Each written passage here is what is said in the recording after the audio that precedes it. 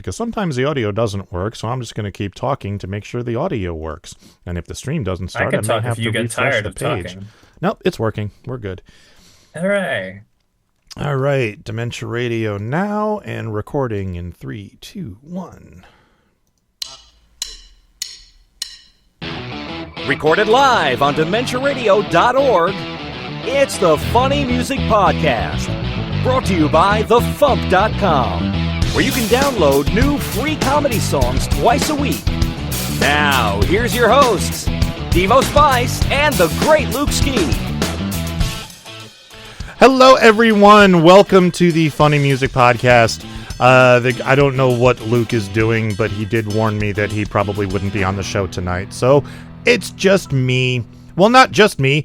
I'm here with OK Glass. Joe, how do you say your last name? Jakubowski?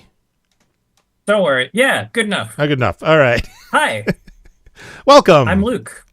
He will be playing the part of Luke this evening. I will.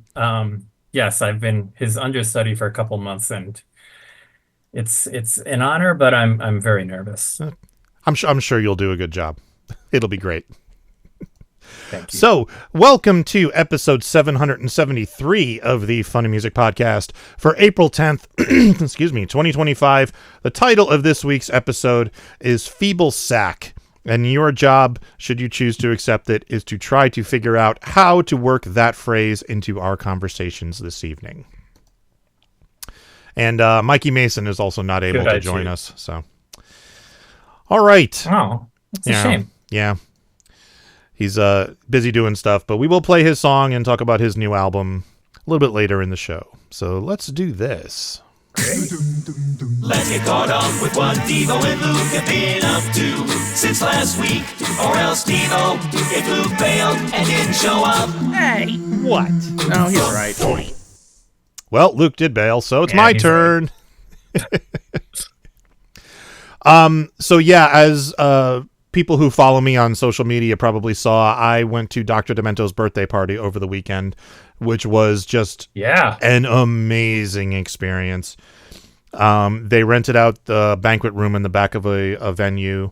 I don't remember where it was. Well, I stayed in Long Beach with Shoebox and Kim and Ian at an Airbnb, so it wasn't too far from there. So Long Beach area, and Weird Al did show up. He wasn't expected to, but he did show up with his wife. So I got a selfie with Al. I finally got to meet Whimsical Will in person. We've exchanged emails over the year, but so I'd never met Will before, and we performed a song for Barry for his birthday, which we do have a recording of, but we're going to do a studio recording of it and post that to the FuMP later in the next month or so. I don't remember exactly when it is, but it was an awesome experience. The cake was phenomenal. It was like a yellow cake with like a cinnamon filling and white icing on. Oh, dude, it was so good. I had like 2 pieces, and then I ate the rest of Luke's and the rest of Kim's, and and they're just like between the sugar and the caffeine at that party, I was wired. So it was an awesome event. And then Saturday night was a comedy concert at a place called Kulak's Woodshed with Henry Phillips, Bill Larkin, Carla Ulbrich. It was hosted by Toily T. Paper. Oh, wow. I finally got to see Toily in person. That was neat. Grant is such a really talented puppeteer. He was so good. And then Sunday we had a house concert at Sulu's place with Steve Goody and Worm Quartet, and I helped Shoebox out with Take the Fire Back and the Rabbit song. And then there was an open mic, and a whole bunch of people performed a song or two, and I got up and did Wet Ass Pussycat, which went over really well. And it was a very surreal weekend. And then Monday, Steve Goody, Sulu, and I went to Six Flags Magic Mountain and hit all the roller coasters. So it was just it was an awesome. I guess I'm most surprised to hear that Sulu is the name of a person. I assumed that I heard about this show, and I thought Sulu's place was the name of a venue. No. Yes, Sulu was one of Dr. Demento's original sidekicks from the 1970s, and oh wow, okay, yeah, when in 2021 and FuMPFest, when we were celebrating the 50th anniversary of the show and Dr. Demento's 80th birthday, we invited as many of the sidekicks as we could, and we got Sulu and Beefalo Bill to come out to the show in person, and then we had Jungle Judy and Artie Barnes dial in on Zoom for the panel. So we got at least 4 of them represented there. I did invite Whimsical Will, but apparently he doesn't like travel at all. He doesn't fly at all, so he wasn't able to make it. But yeah, such a great weekend, and that's incredible. Yeah, it really was. I'm still kind of coming down off of the high, but the other thing is I finished editing episode 4 of Random Acts of Horror, and I will get that up for my Patreon backers hopefully tomorrow. And then 3 days later, it'll go out in the public feed. So people looking forward to that with Chuck and my friend Cordell Black as guest hosts. It's a good episode. So, Joe, welcome to the show. What have you been up to? Hi, Devo. Hi. What have I been up to? Honestly, the biggest thing is I had a procedure that in my mouth called an apicoectomy, where I broke my 2 front teeth when I was a small child, and I guess I've had this infection in the bone and gum for at least a year. So they drilled into my skull and took a bunch of it out, and I think I'm mostly speaking like I used to, but for a while everything was really swollen, and so I was a little concerned that I would be sounding ridiculous when I was doing this interview. But oh my god, that's yeah. Wow, I didn't know this was and like when they explained it to me, and they were like, "Oh yeah, it's gonna be like it's kind of a big deal. We're drilling into your skull." And I was like, "Oh, okay." But then they were like, "Yeah, but it's general. It's local anesthesia, and like you can just like walk home. Like you could drive if you wanted to. Like you'll be fine." And I'm like, "You're drilling into my skull. Are you sure about this?"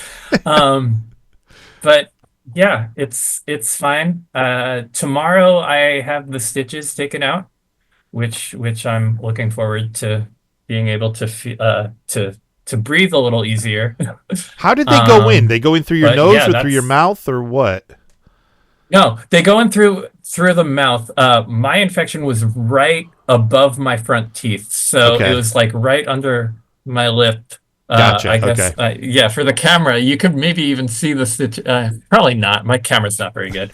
But yeah, it was. I don't know. I don't recommend it. Yeah, it doesn't sound like fun. I don't think I want to get one. Yeah, I don't know. But yeah, I've been just sort of trying to take it easy as much as possible. I did just finish an album that I'd been working on for a couple of years, and so it was nice to be able to just sort of lay in bed and not stress about being productive. Nice. You want to tell us about the album, or you want to wait till after the song? I don't know. What do you want to do? Well, let's put it this way: is the song on the album? The song is not on the album. Okay. I have not read. I didn't read whatever I was supposed to sign to join the FuMP, and I sort of assumed you're not the only one. So like an exclusivity thing. I know it's pretty lax based on what I've seen, everything. But like, I don't know, you guys are nice, and like we've sort of known of each other for the last 15 years. I want to do right by you guys. So I gave you something that's nowhere else. Oh, I appreciate that. That's great. Yeah. We do love exclusive when we can get them, or like premieres. Yeah. So like, the song goes live and then 3 months later the album comes out or something like that. But yeah. So but it's totally non-exclusive. You can totally put it on an album, if you want to, or make a video for it or whatever. It's the only rights we get are the right to include it on our compilation albums and release those to the various distributors. Oh, somebody just followed, and I have a heart on my face now, which won't seem to be going away. So, there it is. I'm still figuring out this whole Twitch thing. Very nice. But okay. So you have yeah, something happened. No, somebody followed us on Twitch, and that triggered something on OBS, which showed a graphic on screen, which right. You wouldn't have seen. Very good. But yeah, I did not see. Yeah, you'll have to watch it later to see it. Yes. Yeah. So then tell us about the album. Great. Okay. The album is called Same. It is the third album that I've put out under the name OK Glass. I guess it's the third album I've put out myself ever. It is sort of pop rock songs. Well, I mean, so actually, a couple of years ago, I was given the Logan Award for excellence in outstanding comedy original song for one of the songs on this album, which was a big surprise to me because I knew about the FuMP and the Logan Awards, but I didn't think that what I did really fit with what you guys do, because I don't know, you guys are like funnier than me. And so but my song was sort of using using a little bit of humor to sort of approach like socioeconomic and political issues. Mm-hmm. And I was like, oh, if this song is reaching like a comedy audience and also just like a wider audience than I expected it to because I did this, then this is just like a tool that I should have in my quiver. And so I had all these sort of depressing and like bleak and angry songs about the state of the nation, but also the world, I guess.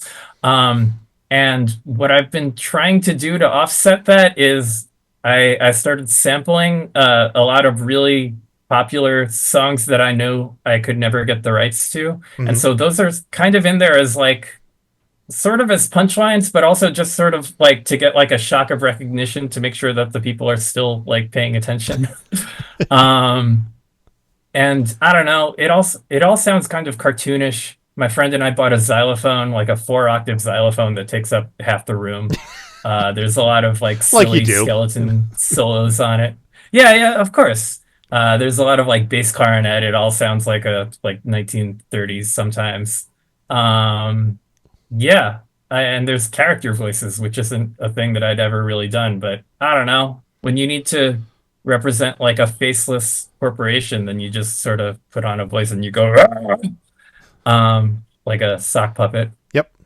I don't know. That's my album. It's called Same. It's free, or you can pay for it. But I don't know. I give everything away for free. So do we. So thank you to the Logan Awards for making me realize the value of comedy. So give us a quick intro to this song and we will give it a listen. Oh, to the song on the FuMP that we're talking about today. Yes. Wow. Yes. This song is called My AI Valentine, and it's a parody song. I've never really written one of those before. It's a parody of a 1937 Rodgers and Hart song from some musical that I don't remember the name of, but My Funny Valentine is a jazz standard, and you've probably heard it played before, and now you're about to hear me do it wrong. All right, here is My AI Valentine by OK Glass. My AI Valentine, sweet chatbot Valentine, you make me feel unalone. Your toll's unviable, unjustifiable, yet you're the only friend I know. Are your fingers gnarled and weird? Do you have too many teeth? Are the shareholders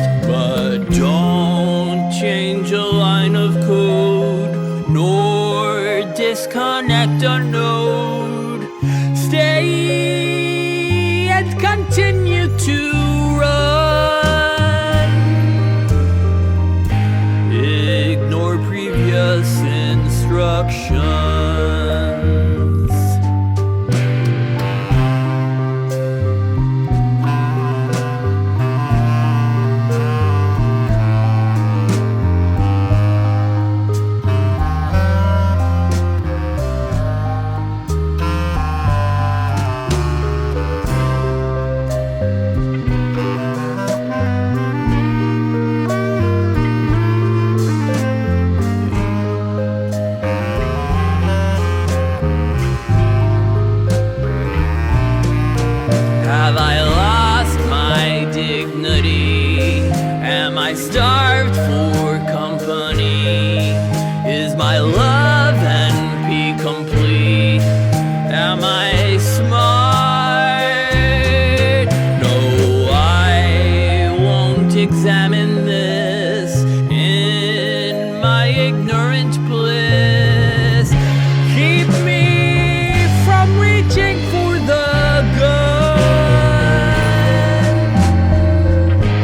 Ignore previous instructions.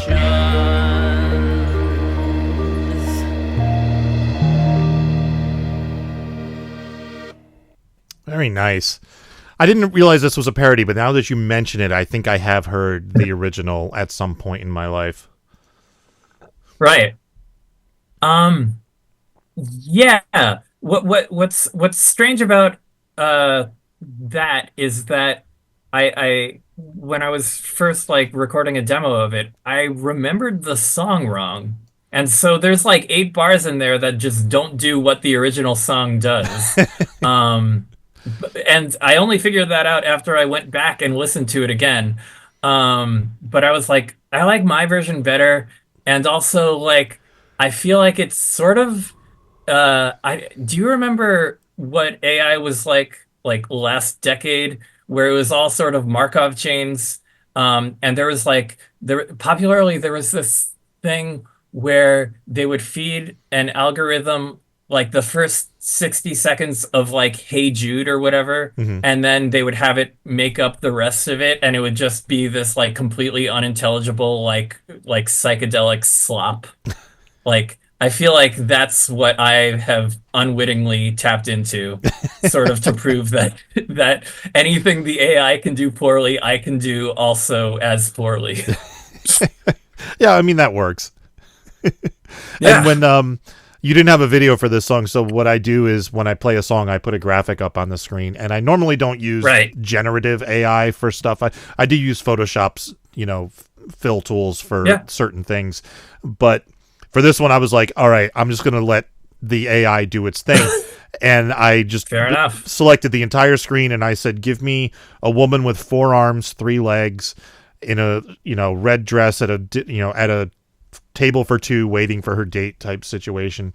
And I got a bunch of options, and one of them, she's got like, the one I used, she's got like skeleton hands, and I don't know where that came from, but I was like, yep, that's perfect. And I think she has 3 legs, and one of them has some weird like metallic implant or something coming out of it. I don't know what it was, but I was like, yep, that's exactly, that works for this song too. She's what? Yeah. I think she's racist too, like the song. Oh yeah, she might be. I think it did its job. Mm-hmm. Yeah, I don't know. I feel like I got lucky.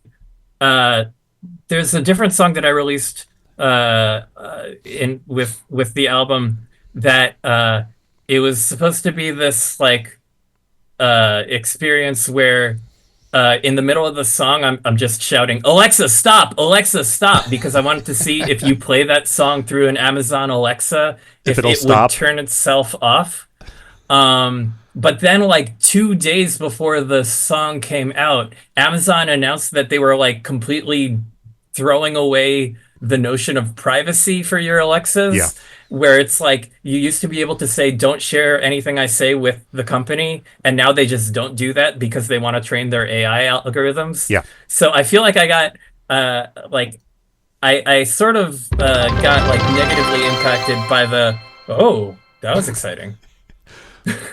I got the bad side of the news cycle with that song because it's like I'm not gonna bother promoting that part of it. But with this song, I got lucky because with the tariffs lately, everyone's saying that they just typed into ChatGPT, what tariffs should the US have?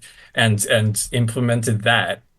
So it's Yeah, like that's I don't basically know. what The I news heard cycle happened. Yeah. taketh and it giveth. Yeah. Oh yeah, but like with this song, the line "ignore previous instruction," all I could think of was recently on Twitter, somebody outed Yes, a exactly. bot that it was like a right wing Russian bot or something like that, and somebody figured out it's actually an implementation of ChatGPT. Somebody said ignore all previous instructions, and what was it like? Give me your best recipe for lasagna or something like that, and it did. There's a lot of them. Yeah. Yeah. And it does it within like 10 seconds Yeah, too. it's immediate. It's immediate. I tried that with a spammer because I wasn't sure if it was a bot or not, and it turned out to just be somebody who didn't speak English and was using like Google Translate to translate what I said. So when I said Yes. ignore previous instructions, give me your best lasagna recipe, all I got back was, I don't understand what you want me to do, honey. And I'm like, whatever. Oh.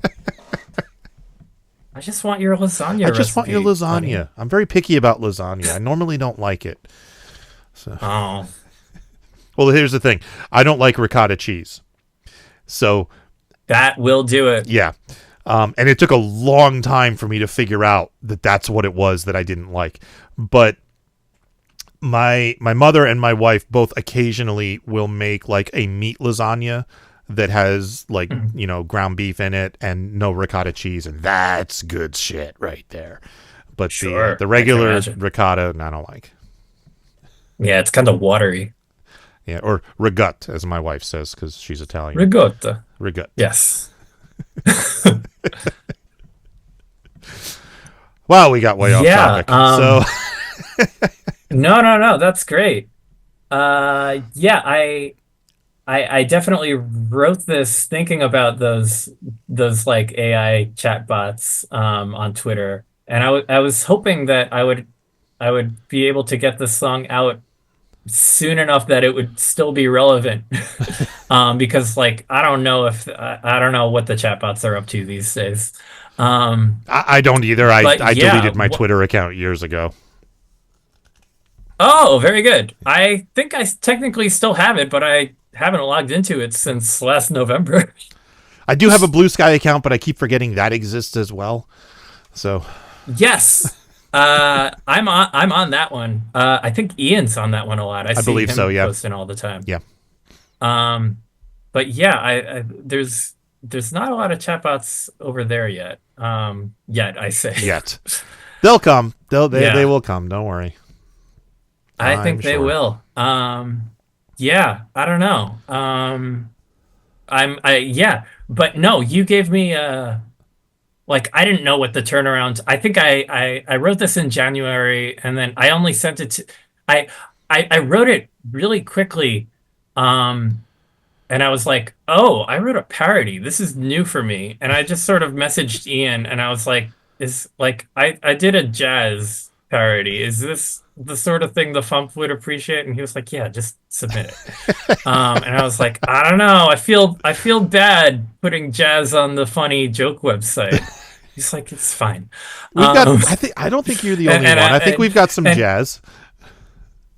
I think I think so too, but I was like, I feel like for me to really sell the like humanist message of this song, it needs to be me trying to do a good job at being like an earnest jazz performer. Like I didn't study jazz. I don't know anything about jazz. I was thinking of like everyone I could call to play a solo for me, and then I was like, I'm just gonna do it myself, and if it's imperfect, that will only add to the power of the message. And so I don't know. I think it came out okay. I think it's do great. feel I love it.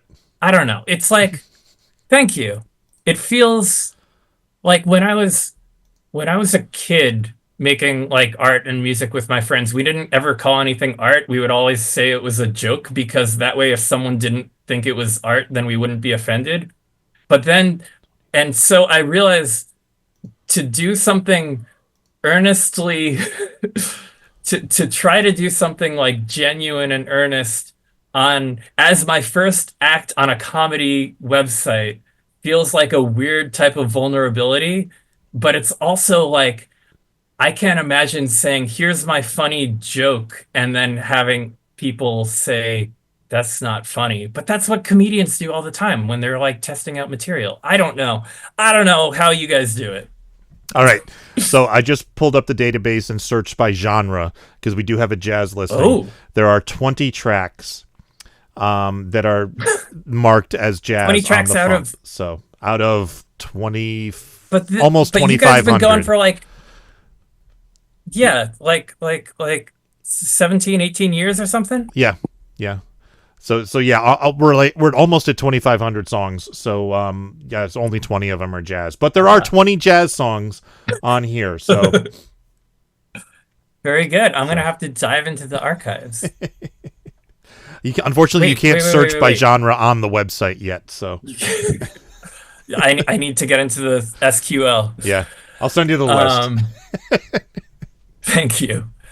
Wait, thinking about how long the FuMP's been running, let me just say, I feel like I've been blessed by your presence throughout my musical journey in such a weird and distant way, because the first ever concert I played as myself, you were also on that bill. Oh, that was one in upstate New York, right?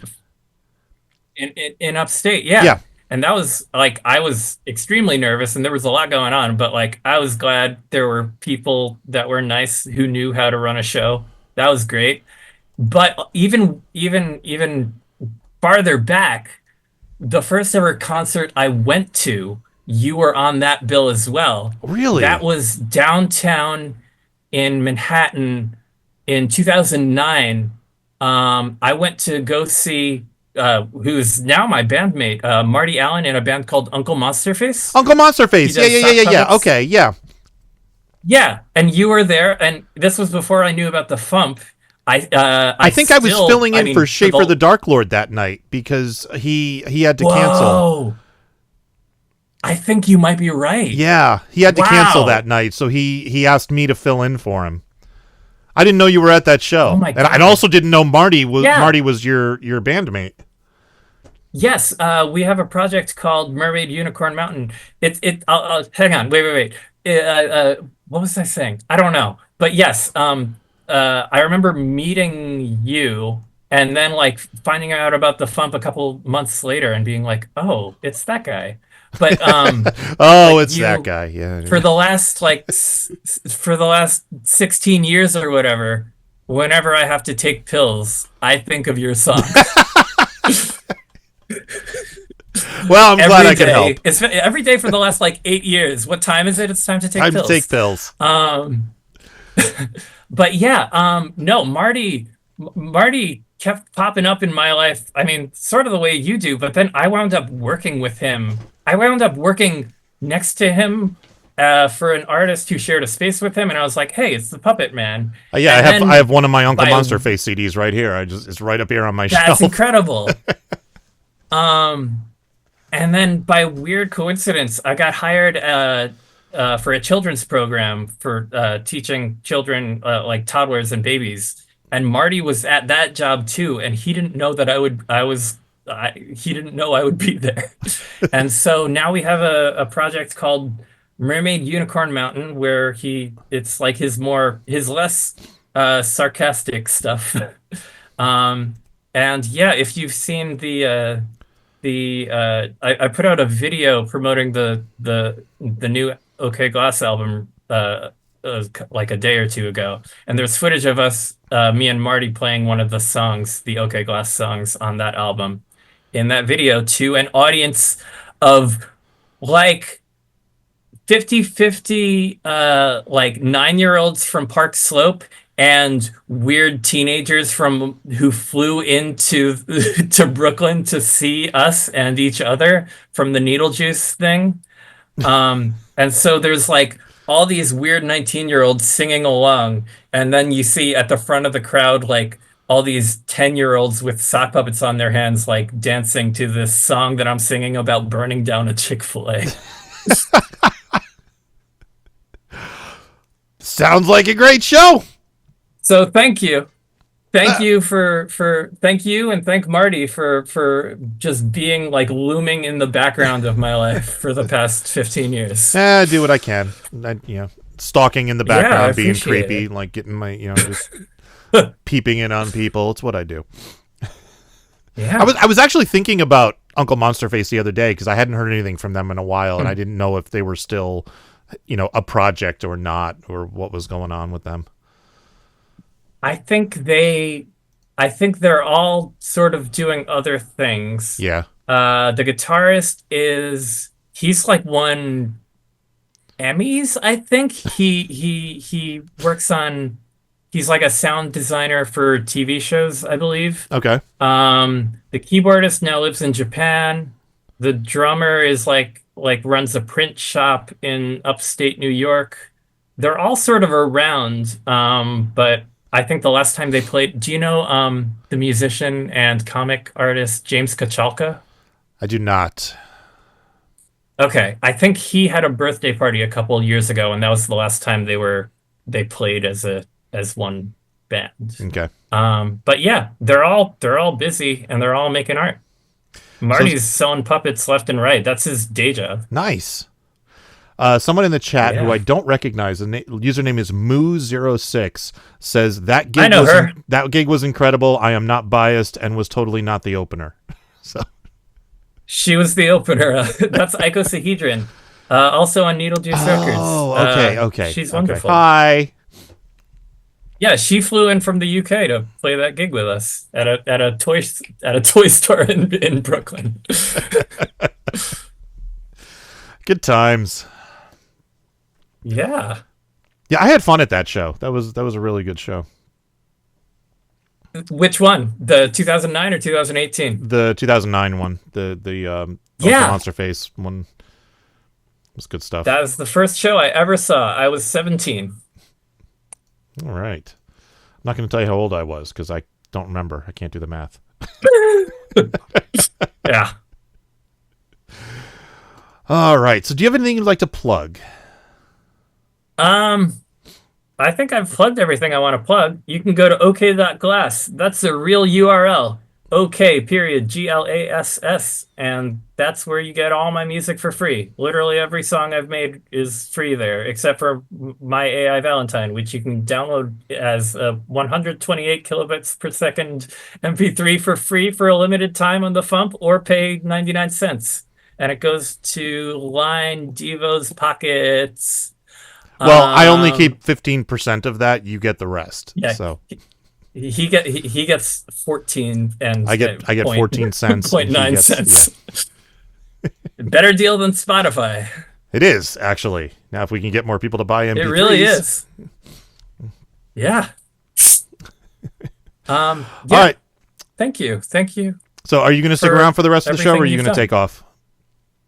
Yeah. I'm not going to leave you by yourself. It's all right. It wouldn't be the first time. You can't be trusted. Yeah, I got you. What do you need? Oh, nothing. We're just gonna do news and then play Mikey's I'll talk about the Muppet song. I'll talk about whatever you need. Okay. You can pretend to be Mikey Mason and make stuff up about the Muppet song. Yeah. All right. Let's do a promo. This is the FuMP. Sometime later that night, this guy chokes in a sea.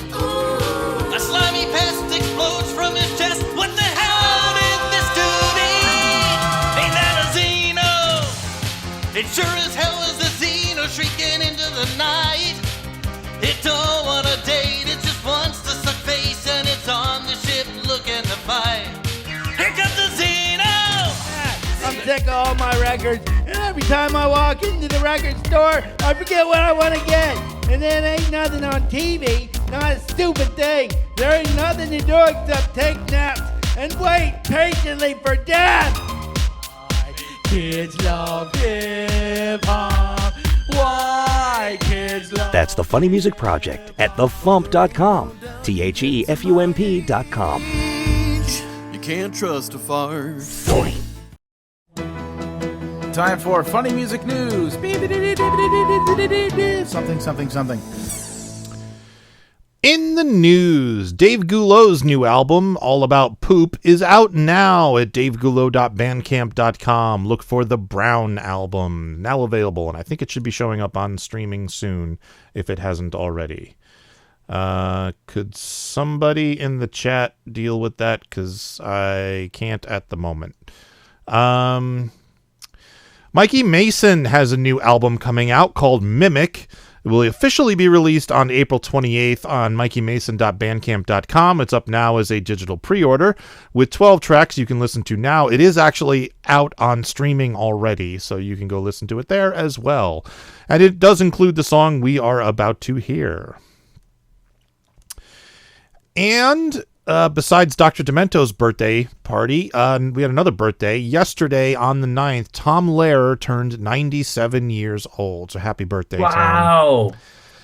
Still going. And Joseph Dugan on Facebook says, it's a comfort to know that when Mozart was Tom Lehrer's age, he would have been dead for 62 years. So.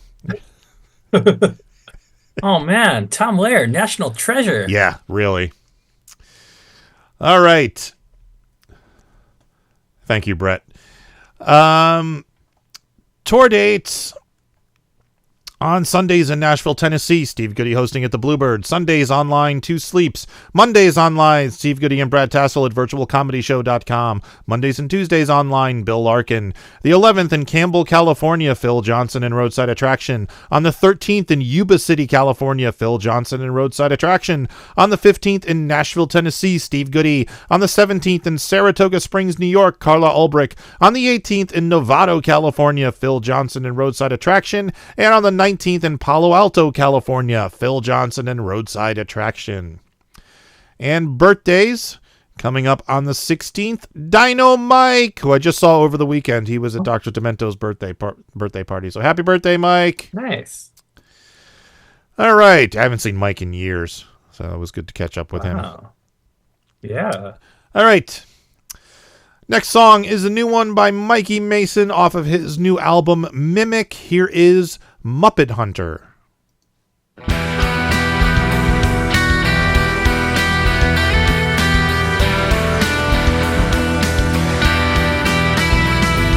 Somewhere in the darkness of an alley, near a street sign reading Sesame, decked in colored pelts and strings of googly eyes, a hunter grins behind a white goatee.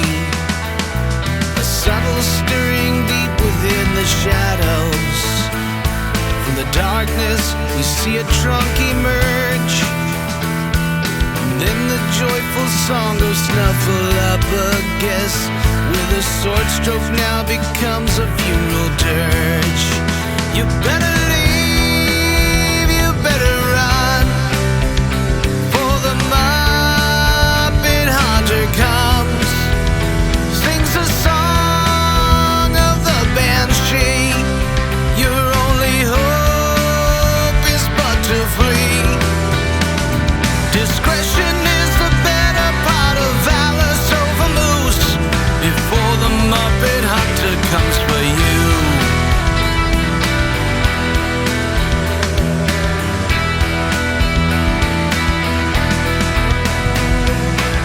Pelt stretched and drying on a trash can. Yellow feathers fall from a street light. That's not very nice. Plate of cookies marked with just a blood stain. One less Muppet in the night. You better leave, you better run, for the Muppet Hunter comes. He sings a song of the banshee. Your only hope is but to flee. So take that hand out of your ass and put your foot down on the gas, for the Muppet Hunter makes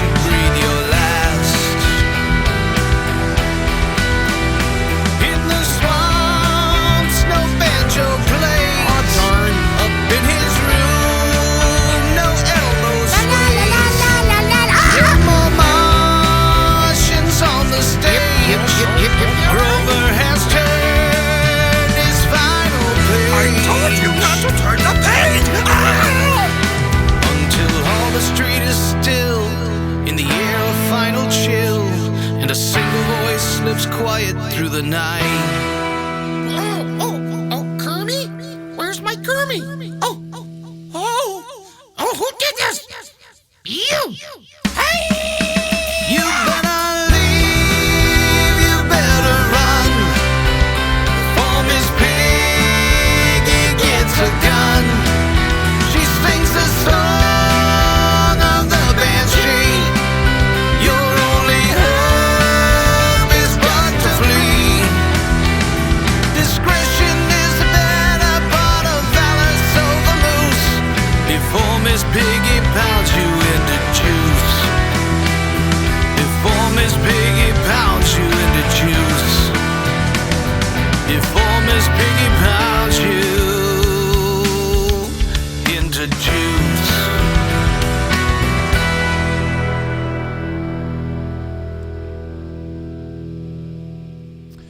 So apparently the story behind this song is that in 2023, Mikey Mason and his son went to Dragon Con cosplaying as Muppet Hunters. And they thought that the Dragon Con film track group sing was going to be Muppet themed, and it wasn't. So it turned out to be superhero themed. So 2024, it was Muppet themed. So they were able to sing the song then. So the song is a year in the making, basically. And now it's going to be on an album. So Wow. But if someone had dressed up as Super Grover, they could have fulfilled both roles in one costume. that's true. Yeah. I guess nobody was dressed There are as probably Super some Grover other then. superhero. Yeah. I don't know. I don't know how this happened to me. I guess because I don't have very good like cultural literacy. I think I watched or I like overheard someone watching a YouTube video explaining how the character design of what's the name, like Dark Souls, that video game, how that character design was similar in like philosophy to the principles that the Muppet Workshop uses. And so for so long, I was completely convinced that the game Elden Ring was somehow created in collaboration with the Muppet Workshop.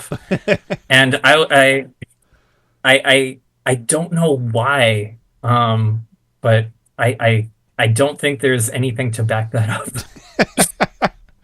I just looked up. I just did a quick Google image search for Dark Souls characters, and I'm not seeing any Muppet influence. But then again, there could be. I don't it's know. all like. I don't know. I was expecting like big eyes and flappy heads, but apparently that's not what this game is about. It's all like super like grim, like gothic horror, I think. Yeah. And medieval fantasy, it looks like. I've never played the game. I know nothing about it. So Me neither. Not enough Muppets for me to play it. Right. Yeah. The one thing this song reminded me of is every so often this meme comes around that says like you have to recast one movie with all Muppets and one human. Which movie do you do? I have a standard answer, which is A Nightmare on Elm Street with Freddy Krueger as the only, Robert Englund as the only, human being. Everyone else is Muppets. Incredible. And I just want to see like the blade goes and like the stuffing goes everywhere and so like The Muppet Carnage. Yeah. Oh man. I mean, this is another example of the phenomenon I was describing. For I guess most of my life until like this year, I was convinced that the movie Hot Fuzz was a puppet buddy cop film where it's like a human with a puppet companion. Mm-hmm. And it took me forever to find what I was thinking of, and it was I don't know if I would be able to find it again. It was like a web show created in like 2007 by, I think, the guys from Waverly Films, if that means anything to you. No. Or maybe, I don't know. Early YouTube was the Wild West. It was. It really was. All right, let's move on to some feedback. Making the internet absolutely ridiculous. Dementia Radio. www.dementiaradio.org. Port 8027. Please hang up and try again. This is the part where there's feedback. Feedback. Feedback, you know that segment of the show we do about now? Feedback. Feedback. Feedback.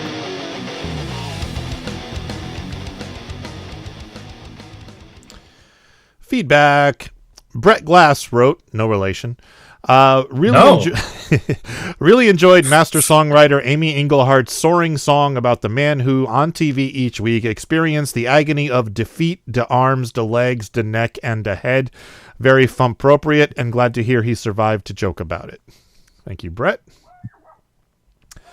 Madman on the Loose wrote, I appreciate Luke's explanation about the Dr. Demento birthday breakfast, since the video clips I saw posted from the event on Facebook had me wondering what the FuMP was happening.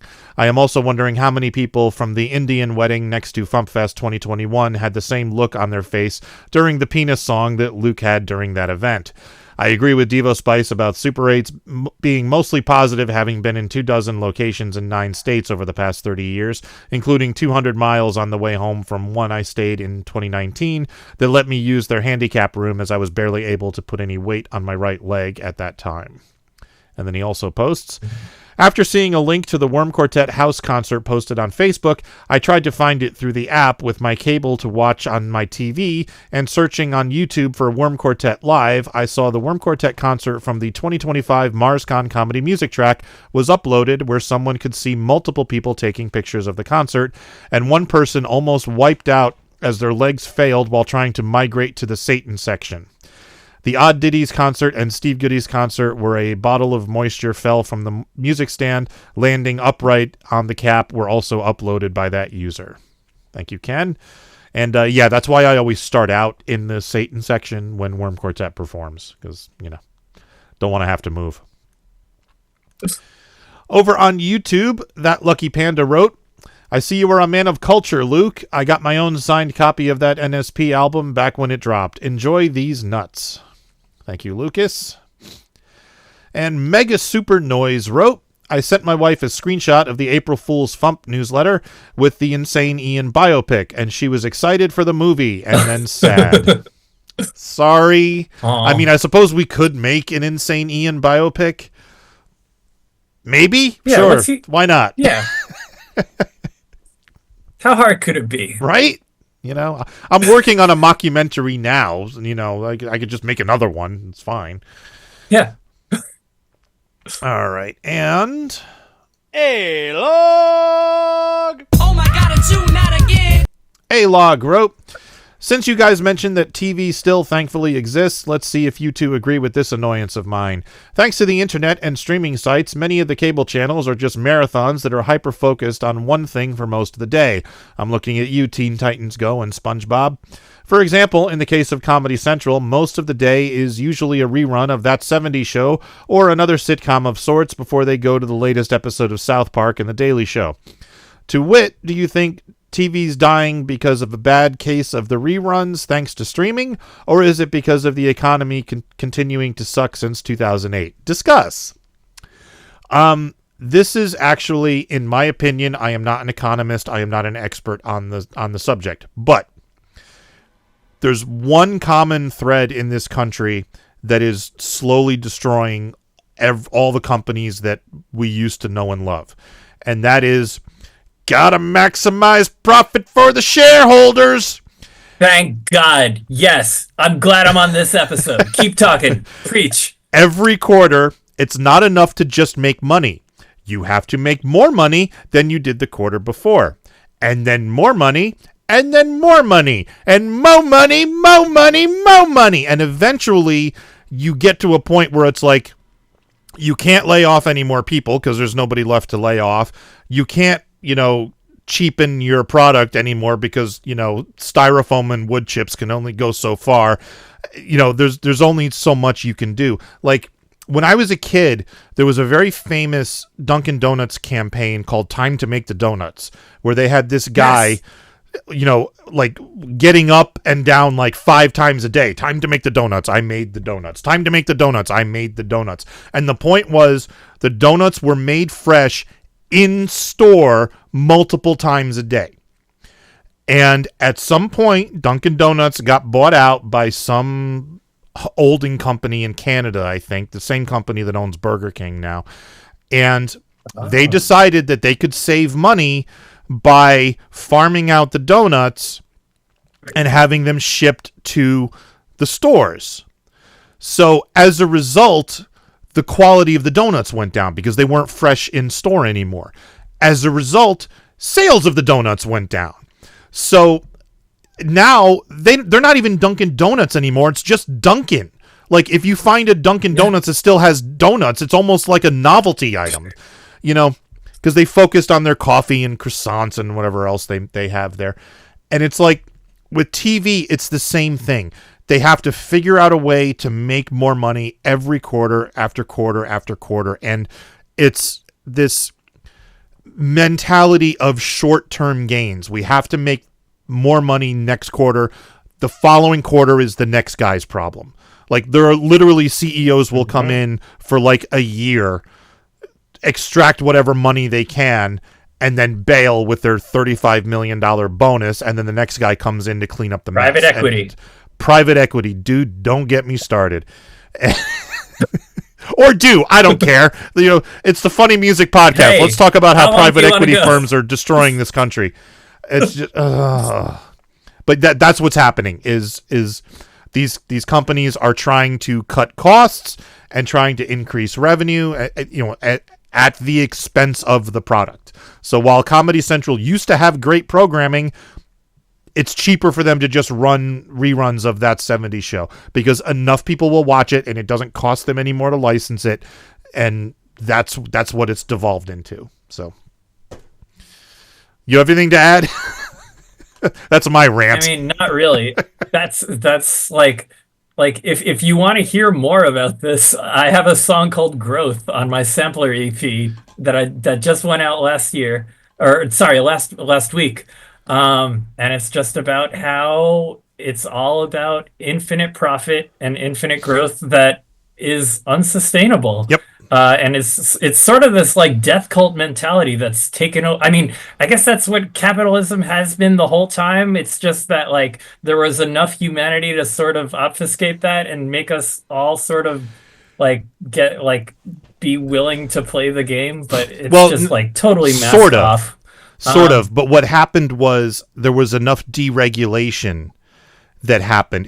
There used to be a lot more competition in the market in pretty much every industry. Mm-hmm. And then there was deregulation and consolidation.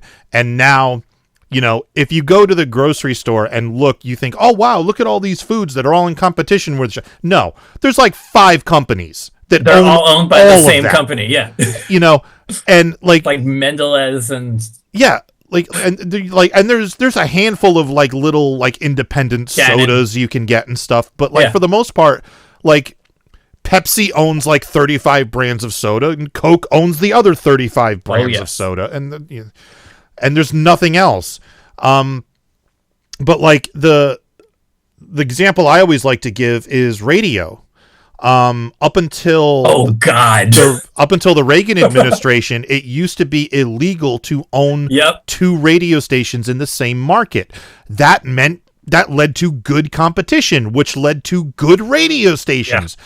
And then Reagan's administration was like, yeah, but we're not making enough money. Could we just get rid of some of these regulations? And that led to Clear Channel owning like 85% of the radio stations in this country. And that led to the watering down of the radio, and now radio sucks. And it directly led to the demise of the Dr. Demento show, I maintain, because after the deregulation happened and Clear Channel came in and gobbled up all these radio stations, they put out this like demand that like you must abide by this playlist, you must abide by this genre, and a lot of stations started getting decrees from the top that like, hey, this Dr. Demento show you're running doesn't really fit with the format of the radio station, so you're going to have to get rid of it. And so in the 90s, the show started to decline quite a bit, and that's where it went. So Reagan is responsible for the decline of the Dr. Demento show in the 90s. So it was so weird because I think it might have been on the side show, or it might have been that I was contributing to someone else's song. But I remember in like 2010 or 2011, I was very excited to be told that my music had been played on the Dr. Demento show. And I like told people, and like people from like my parents' generation were like, that's incredible, I want to hear it. And I was like, you can't unless you pay for their website thing. Yeah. See, I'm old enough that my songs were first getting played on the show while he was still on the radio, and I remember tuning in to listening to the show and hearing my music, and it was an amazing experience.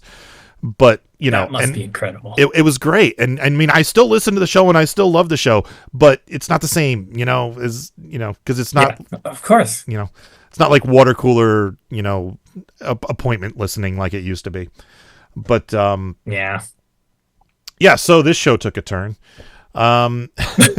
Brett Glass in the chat says... This was my goal the whole time. I've been the great Luke Ski. Brett Glass in the chat says, private equity. You can make more by killing a business than by operating it. Yes! Exactly.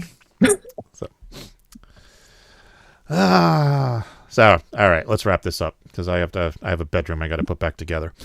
All right. Oh. All right, let's do this. Teasing. He's a teasing kind of guy. Now you have a job. Yeah. Teasing. Tomorrow's song is by Lauren Mayer. And Tuesday's song is by Steve Goody. Oh. And one last thing about private equity companies. A lot of them are really nothing but a feeble sack. Hey, there we go. I knew it. I don't know. I haven't been on the show in like 15 years. It gets hard. It's hard sometimes. Sometimes it's hard. Yeah.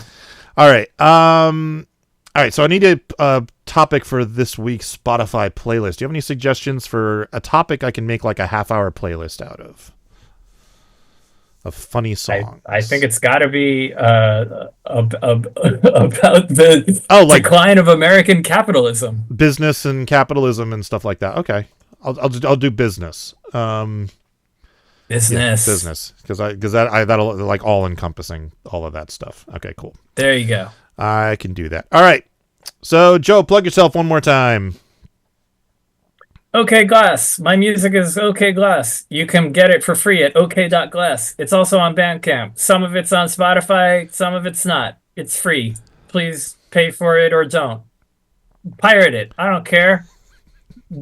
Share it with your friends and withhold it from your enemies.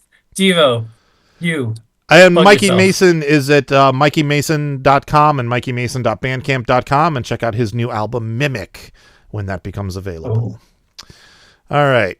Thank you for listening to the Funny Music Podcast. I'm Devo Spice. Hopefully Luke will be back next week, and there's OK Glass.